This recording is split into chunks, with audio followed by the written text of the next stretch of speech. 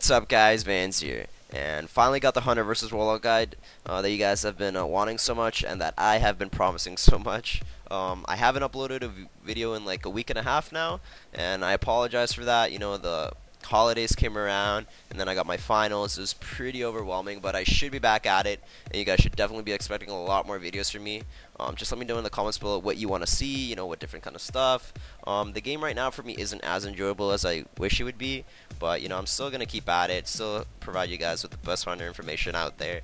And I have been playing a lot of League of Legends lately, and I'm getting pretty good at it, I guess. Not completely good, you know, I'm only level 26, but I'm getting there. And let me know if you guys want to see that content. I've been enjoying it a lot. And other than that, let's get started with this dueling guide.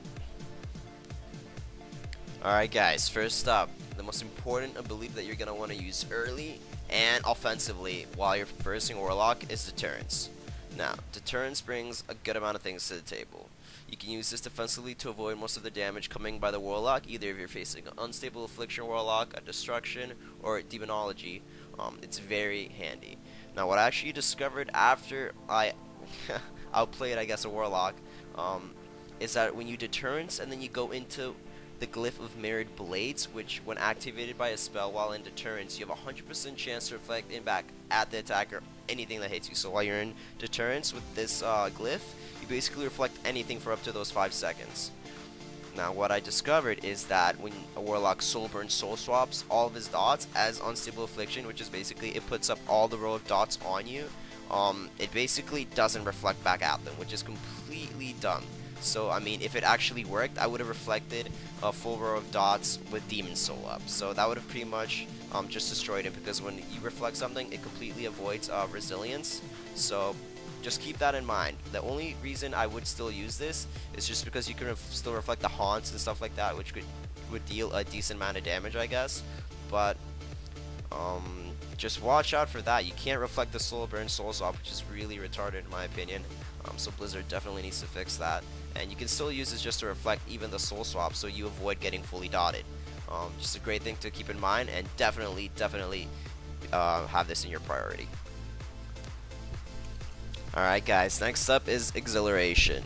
The reason I chose this over Ironhawk is just because the amount of bursts that Warlocks have is pretty ridiculous. So especially if I just take in like a Conflagrate or even a Chaos Bolt, you pretty much are always at like around 60% health after that, so I immediately just like to Exhilaration and just keep myself topped off, kind of.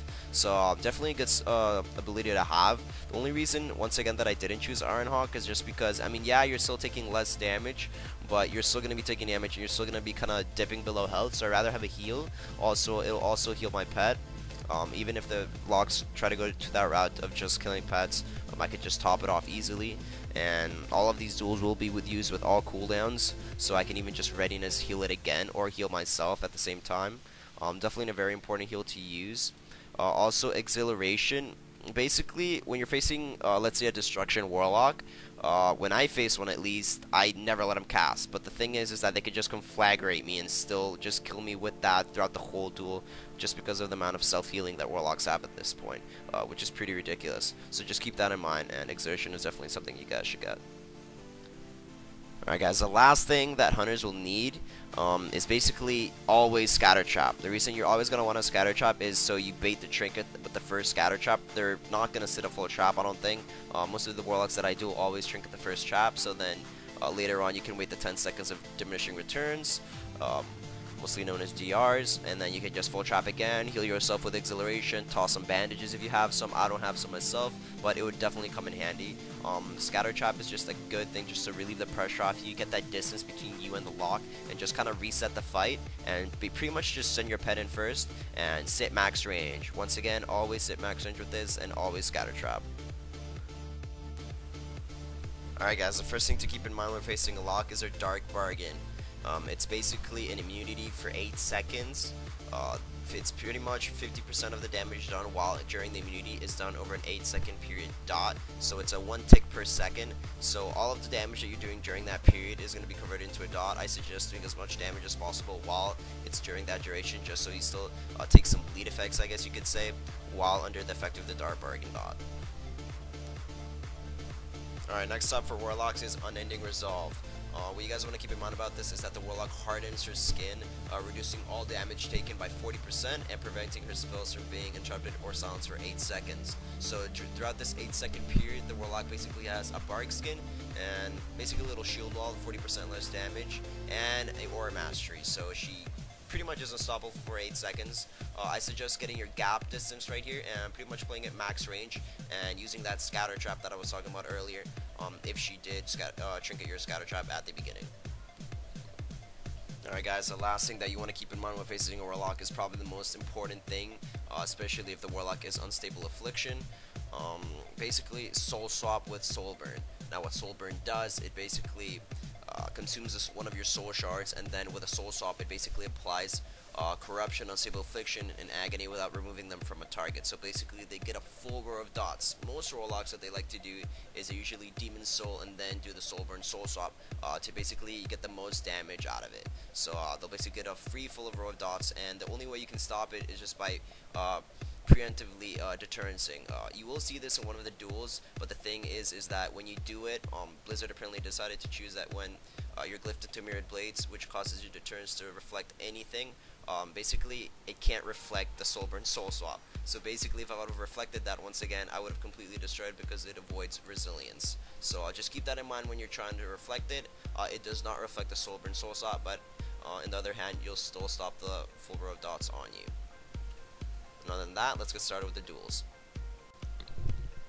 Alright guys, well, first of all, how you want to start off by facing any Warlock, literally the only way that I found out that you can do this is just by going absolutely ridiculously, outrageously Mongo. You gotta completely turn off your brain and stuff like that, but I mean, you know, there's still a bit of thinking in there. What I mean by that whole outrageous going ridiculously Mongo is basically beast your wrathing stampeding off the bat. The reason I do this is because they'll pop their unending resolve and their dark bargain to just completely absorb it, and by the time they get it out of that dark bargain and all of their dark regen, they're gonna take a good amount of damage from that dot. So you're still gonna be able to keep up the pressure while you're max ranging, because that dot is gonna keep on ticking. So as you can see right here, you know the dot's still ticking, and I'm kind of playing it max range and letting my pet do all the work. If they do decide to switch to my pet, I'll just cower, you know, keep a heal on him. That's why I have exhilaration. That's why I can readiness exhilarate, so it'll top off my pet 2 times if they decide to just go on that route of just killing pets.